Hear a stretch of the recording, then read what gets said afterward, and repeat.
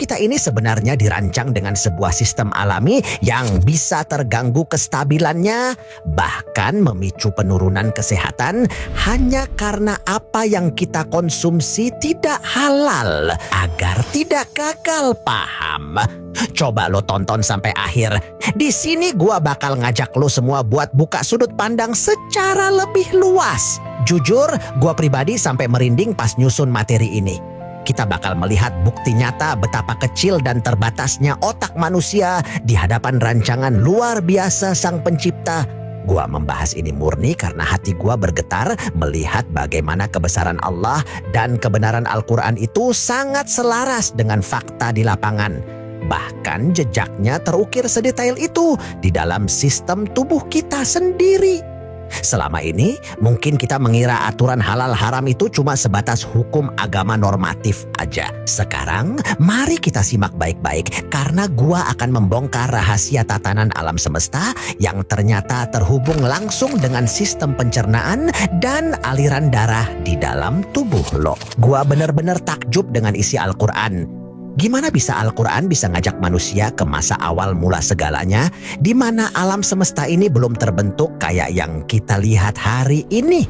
Al-Quran udah ngasih isyarat keren banget soal cetak biru penciptaan ini dalam surat Al-Anbiya ayat 30 yang artinya, dan apakah orang-orang kafir tidak mengetahui bahwa langit dan bumi itu keduanya dahulu menyatu, kemudian kami pisahkan antara keduanya. Nah, kenapa ayat ini pas banget sama fakta sains modern bahwa seluruh materi pembentuk tubuh lo, tanah yang lo pijak, dan semua isi langit dulunya emang berasal dari satu titik energi tunggal yang sangat padat sebelum akhirnya meluas membentuk ruang kehidupan. Kalau lo lihat catatan sejarah ilmuwan Muslim Al-Kindi, beliau udah merumuskan logika kalau materi yang tadinya menyatu padat itu sengaja diurai dan dialirkan mengikuti garis edar yang sangat presisi. Jadi dari sudut pandang pemikiran Muslim, sejak titik nol alam semesta ini udah punya konsep matang demi menyiapkan tempat tinggal buat kita. Kerapian tatanan ruang ini diperjelas lagi oleh ilmuwan Muslim lainnya, kayak Fakhruddin Al-Razi, berpatokan pada surat Ad-Dariyat ayat 47 tentang langit yang meluas. Al-Razi menganalisa kalau ruang dan waktu di alam semesta ini sengaja diluaskan secara terukur. Nah, kalau kita bandingkan dengan ilmu fisika modern sekarang tentang ekspansi alam semesta, analisis itu klop banget sama hitungan kecepatan mengembangnya ruang angkasa yang mutlak seimbang. Karena para ahli menghitung kalau pada masa awal meluasnya ruang ini meleset sedikit aja, seluruh materi di langit bakal kolaps atau buyar tak bersisa di ruang hampa. Karena hal itu, mari kita gunakan logika kita secara mendalam agar tidak salah memahami kalimat kun fayakun. Al-Quran secara gamblang mengabarkan dalam surat Fusilat kalau tatanan ruang tempat kita hidup ini dibentuk melalui fase-fase yang panjang. Dari sini kita bisa ambil pelajaran berharga kalau proses penataan yang terstruktur dan bertahap merupakan hukum alam yang sengaja ditekankan oleh sang penyusun skenario semesta buat kita pelajari. Sebagai contoh, coba lo perhatikan surat Fusilat ayat 9 di mana Al-Quran mengabarkan kalau pembentukan materi bumi awal berlangsung dalam 2 masa. Nah, kalau kita coba bedah pakai logika sederhana, pemetaan 2 masa awal ini selaras banget dengan fase paling krusial di alam semesta. Di masa pertama sebagai fase pembentukan hukum alam yang paling mendasar, gaya tarik dan gaya ikat mulai diatur sedemikian rupa agar partikel dasar bisa saling mengunci. Baru kemudian di masa kedua terjadi pemisahan materi skala besar, di mana unsur-unsur berat mulai memadat membentuk calon planet, sementara energinya diatur agar tidak runtuh. Jadi, dua masa awal tersebut memberikan kita gambaran logis tentang bagaimana arsitektur alam semesta dipersiapkan dengan sangat matang sebelum bumi siap diisi kehidupan. Proses penciptaan tersebut kemudian dilanjutkan ke tahap berikutnya, di mana Al-Quran menjelaskan adanya penyiapan isi bumi, gunung-gunung, hingga sumber makanan selama 4 masa. Jadi, kalau ditotal secara keseluruhan, penciptaan berlangsung dalam 6 masa. Rentang waktu tersebut menggambarkan fase-fase perubahan planet yang sangat rapi demi menyiapkan tempat yang benar-benar siap dan aman sebelum makhluk hidup diturunkan. Tapi coba lo bayangin kondisi bumi saat itu. Bumi yang baru aja beres mengumpul dari debu-debu ruang angkasa, ibarat bangunan baru yang belum punya fondasi cakar ayam yang kuat di bawahnya. Kondisi buminya masih gampang goyah, rapuh, dan rentan hancur berantakan lagi kalau kesenggol badai radiasi matahari yang super ekstrim. Nah, sebuah planet membutuhkan sesuatu yang super padat dan berat di bagian jantung terdalamnya, yang fungsinya mirip kayak jangkar kapal raksasa buat mengunci posisi bumi agar tidak buyar. Logikanya gini, kalau isi perut bumi cuma diisi sama batuan atau pasir biasa, jangkar ini nggak bakal pernah berfungsi karena bobotnya terlalu enteng. Secara hukum timbangan, bumi butuh materi tipe lain yang jauh lebih mantap, lebih kokoh, dan luar biasa padat supaya bisa tenggelam sampai ke dasar bumi dan bikin medan pelindung. Masalahnya, material seberat itu gak ada stoknya di permukaan bumi. Disinilah logika mulai terbuka lebar, di mana planet kita membutuhkan suntikan material logam murni berskala raksasa dari luar untuk merombak total struktur planet ini. Kebutuhan besar planet kita akan jangkar pelindung inilah yang kemudian muncul isyarat di dalam Al-Quran. Surat Al-Hadid ayat 25, Allah berfirman yang artinya, "Dan kami turunkan besi yang mempunyai kekuatan hebat dan banyak manfaat bagi manusia."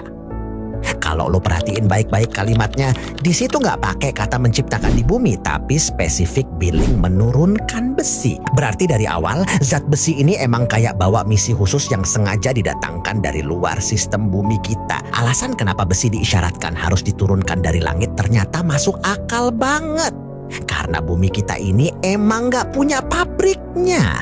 Gampangnya, buat bikin 1 butir atom besi aja butuh tekanan yang super ekstrem dan suhu minimal 3 miliar derajat Celcius. Kondisi yang mustahil ada di planet sekecil bumi. Di alam semesta, temperatur segila itu cuman ada di dalam jantung bintang raksasa jenis massive star alias bintang bermassa besar yang ukurannya puluhan kali lipat dari matahari kita. Di sanalah besi murni dimasak lewat reaksi alam yang dahsyat. Jadi gini, dari mana bintang raksasa itu bisa dapat modal panas sampai miliaran derajat? Sumbernya murni dari gaya gravitasi bintang itu sendiri karena ukurannya yang raksasa. Gaya gravitasi yang luar biasa kuat itu terus-menerus memeras dan memadatkan semua materi bintang ke arah pusatnya. Nah, ibarat benda yang diremas sekuat tenaga, kalau suatu materi ditekan dengan gaya yang makin ekstrem, otomatis suhunya bakal melonjak naik drastis. Nah, pas suhu intinya menyentuh angka kritis karena perasan tadi, terjadilah proses ilmiah yang namanya nukleosintesis, yaitu penggabungan inti materi dasar. Ini kondisi di mana materi-materi yang super ringan dipaksa menyatu karena saking padat dan panasnya. Setiap kali materi ini menyatu lewat proses nukleosintesis, mereka menghasilkan ledakan energi baru yang jauh lebih panas. Proses memasak ini terjadi bertahap selama jutaan tahun. Materi ringan berubah jadi materi yang lebih berat, diperas lagi, digabungkan lagi, sampai akhirnya suhunya tembus miliaran derajat dan berhasil merakit unsur paling stabil dan padat, yaitu besi. Nah, lo mungkin mikir, kalau bintang itu sudah berhasil merakit besi di perutnya, bagaimana caranya besi itu bisa sampai ke bumi kita? Disinilah keindahan skenario Allah bekerja lewat peristiwa kosmik yang disebut supernova tipe 2. Banyak orang awam mengira supernova ini adalah bentuk kegagalan atau cacat ciptaan karena bintangnya pecah. Padahal supernova adalah skenario distribusi yang sangat sempurna. Bintang raksasa itu sengaja dirancang melepaskan energinya di akhir masa tugasnya, justru agar zat besi yang tersimpan di jantungnya tidak terkunci selamanya di sana, melainkan bisa ditembakkan keluar untuk disebarkan ke seluruh alam semesta. Melalui teknologi modern, para ahli astronomi saat ini bisa melacak jejak sisa sistem distribusi tersebut di alam semesta. Gak cuman mendeteksi warna cahayanya di langit, bukti fisik kiriman besi dari skenario supernova tipe 2 ini juga terkunci rapat di dalam bumi kita sendiri. Pas para ahli mengebor tanah dan mengambil sampel batuan di dasar samudra terdalam, mereka menemukan jenis zat besi kuno yang bernama isotop besi 60 yang mustahil bisa diproduksi secara alami oleh planet bumi. Ini jadi bukti otentik yang tidak bisa dibantah kalau bumi kita dulunya emang sengaja dihujani debu hasil kiriman bintang. Persis seperti skenario yang diisyaratkan di dalam Al-Quran. Remah-remah besi hasil masakan nukleosintesis itu memancar ke ruang angkasa sebagai paket kiriman alam, lalu melayang dan ditarik oleh gaya tarik bumi. Pas bumi baru terbentuk sekitar 4,5 miliar tahun lalu dan kondisinya masih berupa bola cair yang membara, sisa-sisa pecahan langit berbentuk jutaan batu besi raksasa inilah yang jatuh menghujani bumi secara masif selama jutaan tahun untuk membangun struktur planet dari titik nol. Hubungannya sama keselamatan hidup kita kelihatan dari proses ini. Karena kondisi bumi di awal kelahirannya masih meleleh kayak bubur, zat besi kiriman langit yang punya berat jenis super padat ini secara alami langsung tenggelam menembus lapisan luar hingga ke pusat terdalam planet. Di sana, semua besi cair itu berkumpul di tengah dan membeku menjadi inti bumi, bertindak sebagai jangkar utama yang menahan keseimbangan seluruh permukaan planet tempat lo berdiri sekarang. Kerennya lagi, kumpulan besi yang membeku di inti bumi itu sampai hari ini terus berputar aktif. Perputaran besi cair ini menghasilkan kekuatan raksasa bernama perisai magnet bumi atau disebut geomagnetik. Nah, kekuatan geomagnetik inilah yang jadi benteng tidak terlihat yang menjaga lapisan udara kita atau yang kita kenal atmosfer agar tidak rusak akibat serangan radiasi mematikan ruang angkasa dan badai matahari. Ini ngasih kita gambaran logis bagaimana sebuah benteng alam disiapkan sebelum unsur berikutnya diturunkan. Setelah benteng perisai ini aktif, barulah kita bisa paham logika diturunkannya unsur paling utama bagi kehidupan langsung dari langit, yaitu air. Kebanyakan dari kita mungkin mengira air di bumi muncul begitu saja dari dalam tanah sejak awal. Padahal Al-Quran dalam surat Al-Mu'minun ayat 18 memberikan isyarat ilmiah. Dan kami turunkan air dari langit dengan suatu ukuran, lalu kami jadikan air itu menetap di bumi. Pilihan kata menurunkan dan menetap ini selaras dengan urutan logika kalau air baru bisa bertahan di bumi setelah pelindungnya siap. Isyarat tersebut ternyata sejalan dengan temuan para peneliti saat membedah sejarah awal planet melalui pembahasan air. Jadi setelah inti besi bumi membentuk medan magnet, permukaan planet dihujani oleh jutaan komet dan batu es raksasa yang membawa pasokan air murni ke bumi. Sebuah peristiwa kosmik yang dikenal sebagai Late Heavy Bombardment. Air dari komet inilah yang menyiram dan mendinginkan bumi yang tadinya membara hingga akhirnya membentuk samudra luas. Setelah air itu berhasil menetap, disinilah keindahan skenario alam semesta mulai terlihat sangat presisi berdasarkan hukum alam. Karena kalau besi tidak diturunkan lebih dahulu untuk membentuk medan magnet, lapisan atmosfer bumi bakal telanjang. Efeknya, begitu es dari komet tadi mencair, seluruh uap air tersebut bakal langsung tersapu habis oleh angin luar angkasa menuju ruang hampa udara dan kiamat sebelum kehidupan dimulai. Fungsi perisai magnet dari inti besi bumi ini ternyata memiliki hubungan logis dengan surat Al-Anbiya ayat 32 yang artinya, dan kami menjadikan langit itu sebagai atap yang terpelihara. Tanpa adanya perisai magnet dari besi perut bumi, lapisan atmosfer atau udara bumi bakal terkikis habis oleh radiasi luar angkasa. Kalau lapisan itu sampai hilang, air di bumi bakal menguap dan lenyap. Nah, sekarang mari kita uji pakai logika nyata dalam pembahasan siklus hidrologi alias perputaran air. Air laut yang menguap tiap hari kan naik ke atas. Kok nggak bablas hilang keluar angkasa? Jawabannya karena di dalam lapisan atmosfer kita, tepatnya di bagian atas tempat pesawat terbang biasa lewat, uap air tersebut menabrak sebuah pembatas fisik yang nyata, bukan dinding tak kasat mata hasil ngarang-ngarang. Pembatas ini di dalam ilmu geografi disebut lapisan tropopause, sebuah area batas udara dingin yang suhunya bisa anjlok sampai minus 50 derajat Celcius. Jadi begitu uap air yang naik menyentuh area super beku di lapisan tropopause pada atmosfer ini, mereka secara hukum alam otomatis langsung mengalami kondensasi alias mengembun membeku, mengumpul menjadi awan, dan dipaksa jatuh kembali ke bumi dalam bentuk hujan. Sistem perputaran air alami inilah yang menjaga volume air di bumi tetap seimbang sejak miliaran tahun lalu. Di sisi lain, sisa-sisa unsur besi yang gak ikut tenggelam ke inti bumi sengaja disisakan di lapisan kerak bumi padat atau disebut litosfer.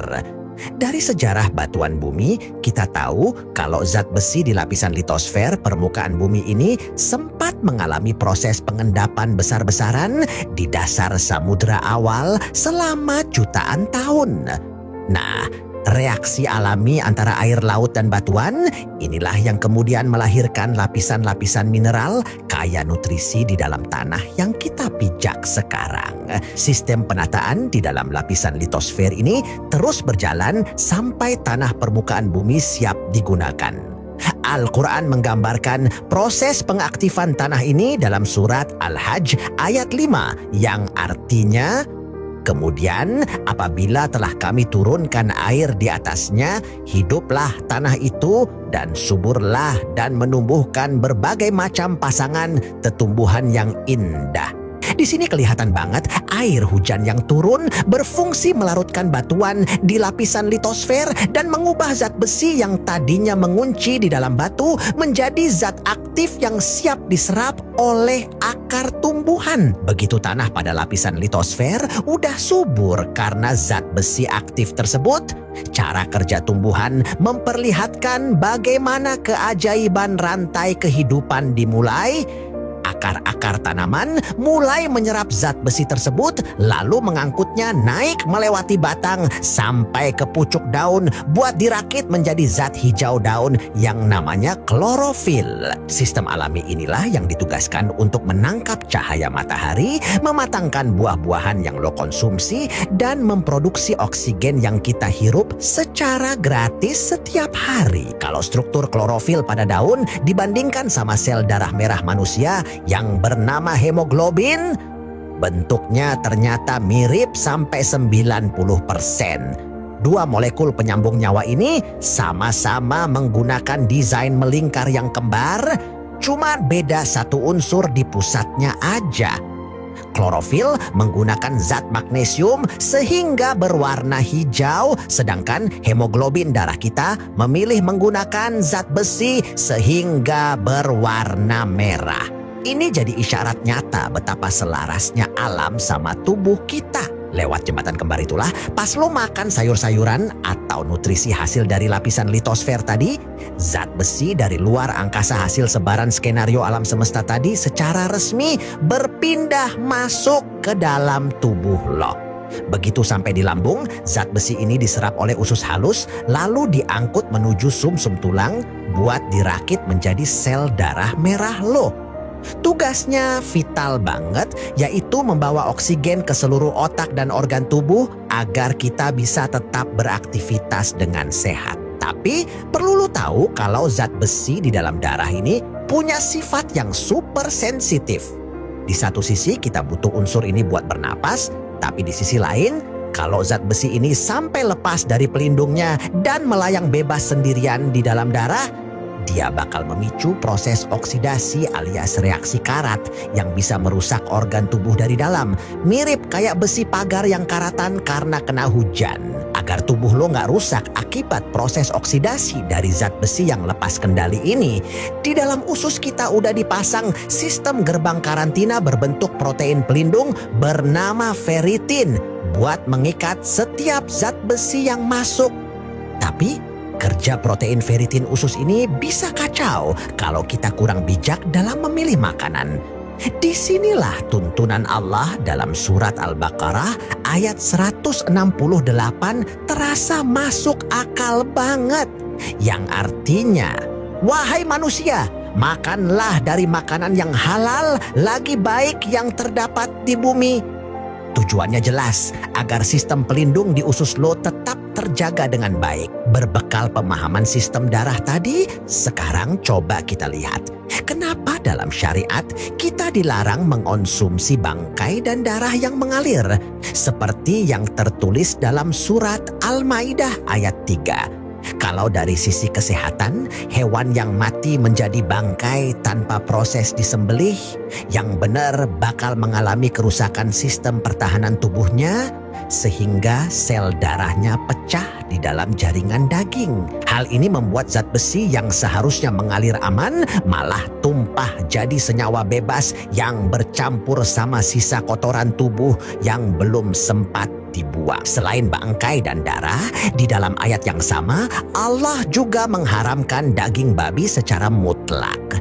Larangan ini punya alasan biologis yang sangat masuk akal pada sistem metabolisme hewan tersebut. Babi adalah salah satu mamalia dengan sistem pencernaan paling buruk dan super cepat di dunia, di mana mereka cuma butuh waktu sekitar 4 jam buat mencerna makanan apapun yang masuk ke perutnya. Gua perjelas ya biar lo paham. Jadi gini, coba bandingkan sama sapi atau kambing yang punya sistem lambung majemuk alias terdiri dari 4 ruangan terpisah yang butuh waktu sampai 24 jam lebih buat menyaring makanan. Karena proses pencernaan babi ini terlalu kilat dan gak punya sistem penyaring berlapis, organ hati mereka gak punya cukup waktu buat menetralisir racun. Akibatnya, segala macam racun, logam berat, hingga parasit berbahaya bukannya dibuang, malah langsung diserap usus dan ditimbun di dalam jaringan lemak dan daging babi tersebut. Kondisi zat besi bebas di dalam daging bangkai ditambah tumpukan racun alami dari metabolisme babi tadi, akhirnya jadi lapak paling empuk buat pertumbuhan kuman berbahaya. Bakteri pembusuk bakal memanfaatkan zat besi bebas itu sebagai bahan bakar buat berkembang biak super cepat dalam hitungan menit.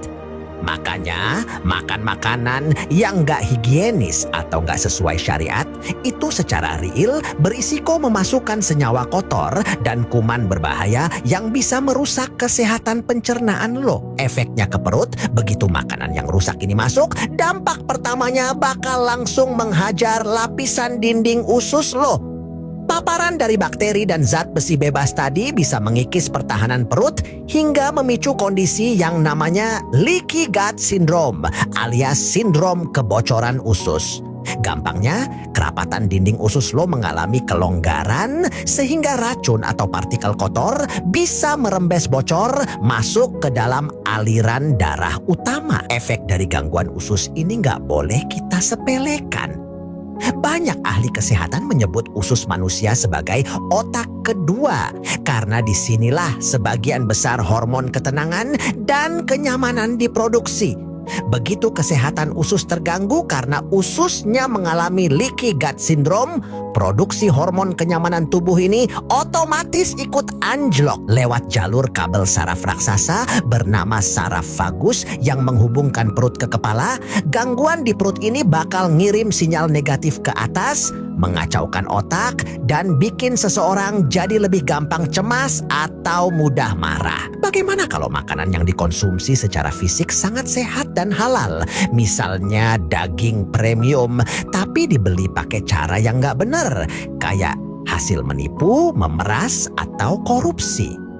Usus kita secara fisik emang nggak punya mata buat melihat asal-usul uang itu, tapi sistem kesadaran bawah sadar dan batin lo mengetahui tindakan buruk tersebut secara mutlak. Dari sini kita bisa lihat kalau rasa bersalah, kecemasan, dan ketakutan batin yang tersimpan di alam bawah sadar akibat memakan harta yang gak berkah bakal dideteksi oleh pusat emosi di otak bernama amigdala sebagai sinyal bahaya yang konstan. Dampaknya, sistem saraf bakal maksa tubuh buat memproduksi hormon stres bernama kortisol secara berlebihan ke dalam darah lu tiap hari. Nah, gampangnya gini. Hormon kortisol alias hormon stres yang kadarnya terlalu tinggi di dalam darah ini secara otomatis bakal mengacaukan aliran darah ke sistem pencernaan lo. Kondisi stres terus-menerus ini bisa merusak protein ferritin yang tugasnya jadi kandang buat mengunci zat besi di usus lo. Akibatnya, zat besi dari makanan sehat sekalipun berisiko lepas menjadi zat liar yang melayang bebas dan memicu stres oksidatif yang merusak sel-sel saraf di otak lo. Gangguan pada sistem saraf ini dalam jangka panjang bisa memengaruhi kinerja otak bagian depan yang namanya prefrontal cortex, yang fungsinya mirip kayak rem dan setir, mengatur logika, pertimbangan moral, dan kontrol diri. Kalau fungsi bagian prefrontal cortex ini menurun akibat stres dan zat liar tadi, seseorang secara psikologis bakal jadi lebih tumpul secara empati dan gak peka lagi sama batasan moral. Rentetan ini sejalan banget sama sabda Nabi kalau setiap daging yang tumbuh dari harta haram, maka ketidakbaikan lebih dekat dengannya. Ini bukti nyata kalau ketidakjujuran moral bisa merusak kualitas fisik hidup kita sendiri. Jadi sepotong makanan yang masuk ke mulut kita hari ini gak pernah cuman sekadar bikin kenyang, tapi jadi penentu utama buat kesehatan darah kita, kemampuan otak kita buat berpikir jernih pakai moral, serta kedamaian batin kita. Oleh karena itu, mari kita lebih bijak dan berhati-hati dalam memperhatikan dari mana asal rezeki yang kita bawa pulang buat keluarga.